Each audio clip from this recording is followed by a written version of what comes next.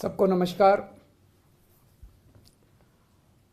मुझ पर आरोप लगाए जा रहे हैं कि केजरीवाल फ्री की रेवड़ियां बांट रहा है, केजरीवाल फ्री बीज दे रहा है, मुझे भद्दी भद्दी गालियां दी जा रही है, मेरा मजाक उड़ाया जा रहा है।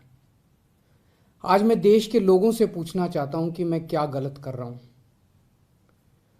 दिल्ली के गरीबों के बच्चे, मिडिल क्लास के बच्चों को मैं सरकारी स्कूलों में शानदार शिक्षा दे रहा हूं, लेकिन फ्री में शिक्षा दे रहा हूं।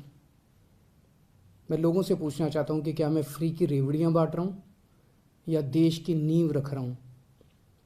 दिल्ली के सरकारी स्कूलों में 18 लाख बच्चे पढ़ते हैं। इन 18 लाख बच्चों का भविष्य अंधकार में था। अभी तक हमारी सरकार बनी थी उसके पहले जैसे देश भर में सरकारी स्कूलों का बेड़ा गर्क है, देश भर में सरकारी स्कूलों की बुरी हालत है, वैसे ही दिल्ली के सरकारी स्कूलों की हालत थी। पढ़ाई होती नहीं थी, सरकारी सारे स्कूल टूटे फूटे पड़े थे, दीवारें टूटी हुई थी, छतें छू रही थी, ब्लैक बोर्ड था नहीं, डेस्क नहीं थे, नीचे बैठे रहते थे बच्चे, उनकी कोई पढ़ाई नहीं होती थी। 18 लाख बच्चों का भविष्य बर्बाद था। आज अगर हमने इन 18 लाख बच्चों का भविष्य अच्छा कर दिया, अगर मैं इन बच्चों को अच्छी शानदार शिक्षा दे रहा हूं लेकिन फ्री में दे रहा हूं, तो मैं क्या गुनाह कर रहा हूं। सरकारी स्कूलों में पहली बार आज़ादी के बाद से पहली बार 75 साल में पहली बार 99% से ज़्यादा नतीजे आए हैं। मैं अगर अपनी बड़ाई खुद करूं तो कहा जाएगा कि केजरीवाल खुद अपनी बड़ाई कर रहा है, लेकिन नतीजे 99% से ज़्यादा नतीजे आए हैं सरकारी स्कूलों के। प्राइवेट स्कूलों को भी पीछे छोड़ दिया। पिछले कुछ सालों में 4 लाख बच्चों ने दिल्ली के प्राइवेट स्कूलों से नाम कटा के सरकारी स्कूलों में भर्ती हुए हैं। ये कोई छोटी बात नहीं है। आज गरीबों के बच्चे आईआईटी के अंदर कंप्यूटर, मैकेनिकल इंजीनियरिंग की पढ़ाई पढ़ रहे हैं, नीट के पेपर पास करके डॉक्टरी की पढ़ाई पढ़ रहे हैं। एक लड़का है गगन, उसके पिताजी कार्डबोर्ड बनाने, गत्ते के डिब्बे बनाने की फैक्ट्री में मजदूरी का काम करते हैं। कोरोना में वो नौकरी भी छूट गई, 15,000 रुपये महीने कमाया करते थे। आज गगन का एडमिशन आईआईटी धनबाद में कंप्यूटर इंजीनियरिंग में हुआ है। उससे पूछ के देखिए कि क्या केजरीवाल फ्री की रेवड़ियां बांट रहा है या देश का भविष्य बना रहा है। ऐसे हजारों बच्चे हैं जिनका भविष्य आज सुनहरा किया हम लोगों ने। ये काम 1947 में हो जाना चाहिए था, ये काम 1950 में हो जाना चाहिए था, जो आज हम कर रहे हैं। आज हम लोग देश की नींव रख रहे हैं। ये रेवड़ी नहीं है, ये देश की नींव के में एक एक ईंट रख रहे हैं हम लोग।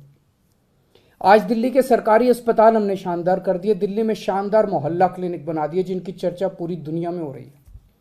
पूरी दुनिया के अंदर दिल्ली एक वो चुनिंदा शहर है जहां पे दिल्ली की 2 करोड़ जनसंख्या, एक एक आदमी का इलाज मुफ्त है। एक एक आदमी का, 2 करोड़ लोग रहते हैं दिल्ली में, एक एक आदमी का इलाज मुफ्त है, चाहे वो गरीब हो चाहे अमीर हो। हम ये नहीं पूछते कि कौन सी जात का, कौन सी धर्म का है, अमीर है, गरीब है, आदमी है, औरत है, छोटा है, बड़ा है, जो भी आदमी है हर एक का इलाज मुफ्त है। 30 लाख, 40 लाख, 50 लाख रुपए का भी अगर उसका ऑपरेशन का खर्चा आएगा, उसकी सारी दवाइयां, उसके सारे टेस्ट, उसके सारे डायग्नोस्टिक्स, सब कुछ उसका मुफ्त होता है। सारे मोहल्ला क्लिनिक्स के अंदर उनका इलाज मुफ्त होता है। क्या मैं ये फ्री की रेवड़ियां बांट रहा हूं? आज दिल्ली के अंदर अगर किसी का एक्सीडेंट हो जाए, हमने एक फरिश्ते स्कीम बनाई है, अगर किसी का एक्सीडेंट हो जाए तो उसको हमने कहा है कि उसको नियरेस्ट अस्पताल में ले जाइए। आसपास जो भी अस्पताल हो, चाहे कितना भी महंगा अस्पताल क्यों ना, उसे उठा के ये नहीं सोचना कि मैं कभी उसे नियरेस्ट अस्पताल में ले जाइए। उस आदमी को ठीक करने का सारा खर्चा दिल्ली सरकार देती है। फरिश्ते स्कीम कहते हैं हम इसे।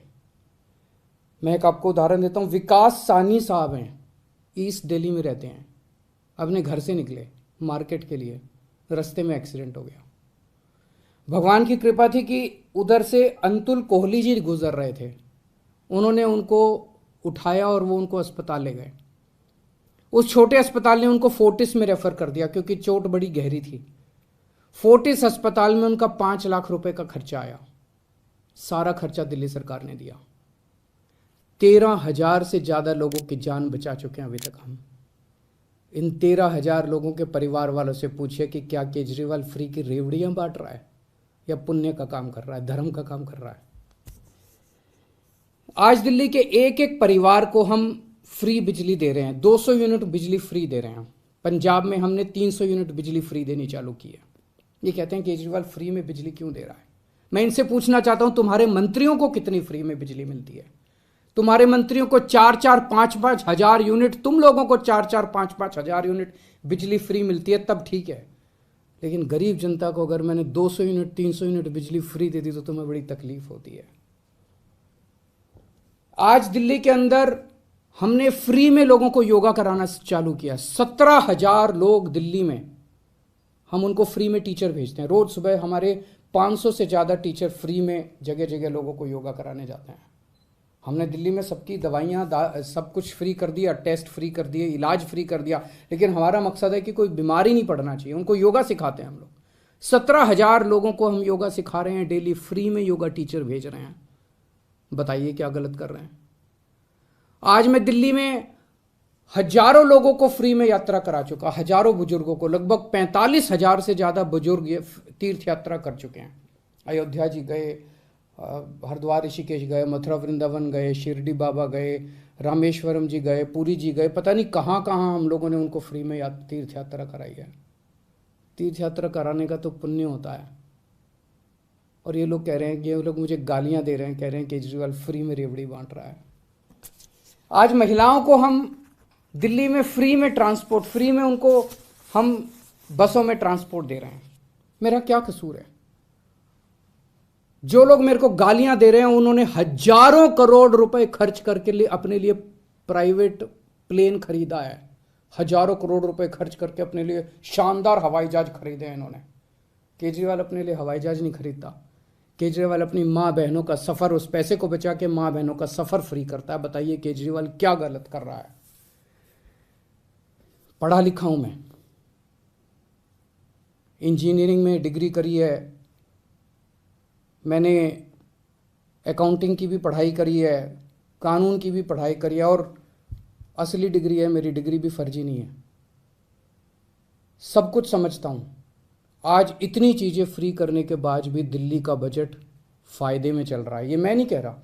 अभी थोड़े दिन पहले सीएजी की रिपोर्ट आई है, और सीएजी की रिपोर्ट ने कहा है कि 2015 के बाद से, जब से केजरीवाल की सरकार आई है, तब से दिल्ली का बजट नफ़े में चलने लगा। उसके पहले घाटे में चलता था। तो बजट भी नफ़े में चल रहा है।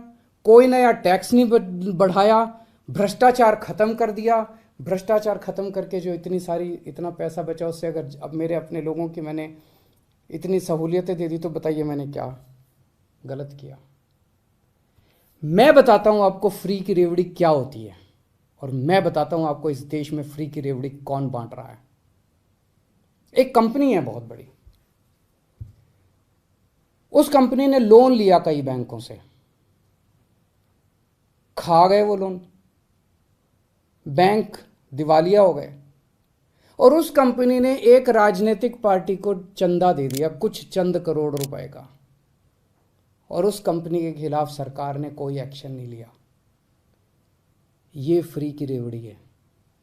जब आप अपने दोस्तों के हजारों हजारों करोड़ रुपए के लोन फ्री में माफ कर देते हैं, ये फ्री की रेवड़ी है। जब आप विदेशों की यात्रा में जाते हैं और विदेशों की यात्रा के बहाने आप अपने चंद दोस्तों के लिए वहां ठेके लेते हैं विदेशी सरकारों से, ये फ्री की रेवड़ी है। आज देश में दो किस्म की राजनीति चल रही है, एक ईमानदार राजनीति, एक भ्रष्टाचारी राजनीति। ईमानदार राजनीति वो है जो आज आम आदमी पार्टी कर रही है। हम एक एक चीज में पैसा बचाते हैं, एक एक चीज में पैसा बचाते हैं, और वो पैसा बचा के हम जनता को सारी सुविधाएं दे रहे हैं। और दूसरी है भ्रष्टाचारियों की राजनीति। बड़े बड़े हजारों करोड़ रुपए के ठेके दिए जाते हैं, हजार, ताकि खूब पैसा बनाया जा सके। हजारों करोड़ रुपए के ठेके देते हैं, अपने को देते हैं, अपने दोस्तों को ठेके देते हैं वो सारे, और सारी सुविधाएं अपने मंत्रियों को देते हैं। जनता सुविधा मांगे तो कहते हैं कि नहीं नहीं, ये फ्री भी रेवड़ी बांट रहे हैं। जनता को सुविधाएं नहीं देंगे।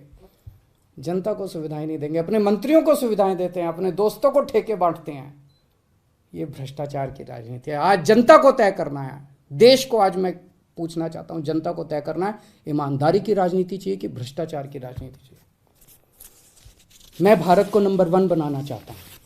मेरी जिंदगी का एक ही मकसद है, भगवान से एक ही प्रार्थना है कि जब तक मैं जिंदा हूं, मेरे जीते जी मैं भारत को दुनिया का नंबर 1 देश देखना चाहता हूं। 75 साल हो गए आजादी के, 75 साल। 75 सालों में हमारे से पता नहीं कितने देश आगे बढ़ गए, जापान, सिंगापुर, जर्मनी, अब तो बताते हैं बांग्लादेश भी कई चीजों में आगे बढ़ गया। हम पीछे क्यों रह गए भाई? हम आगे क्यों नहीं गए? हम दुनिया का नंबर 1 देश क्यों नहीं बने? हमारे में क्या कमी है? भगवान ने सब कुछ दे रखा है हमें, पहाड़, नदियां, तरह तरह की जड़ी बूटियां, फसलें, समुद्र तट, सब कुछ दे रखा है भगवान ने।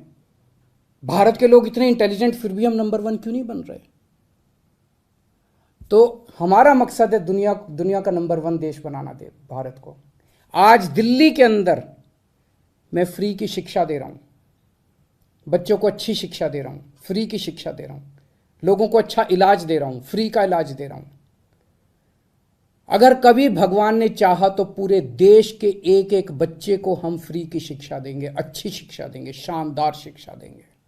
देश के एक एक व्यक्ति को हम अच्छा इलाज देंगे, फ्री का इलाज देंगे, शानदार इलाज देंगे। इससे देश की नींव रखी जाएगी। ये काम 1947 में, 1950 में हो जाना चाहिए था। और जब तक हम अपने देश की नींव नहीं रखेंगे, जब तक हमारी नींव मजबूत नहीं होगी, तब तक भारत दुनिया का नंबर 1 देश नहीं बन सकता। हम भारत के अंदर कैपेबिलिटी है, कैपेसिटी है आगे बढ़ने की, लेकिन उसके लिए हमें एक ईमानदार राजनीति की जरूरत पड़ेगी।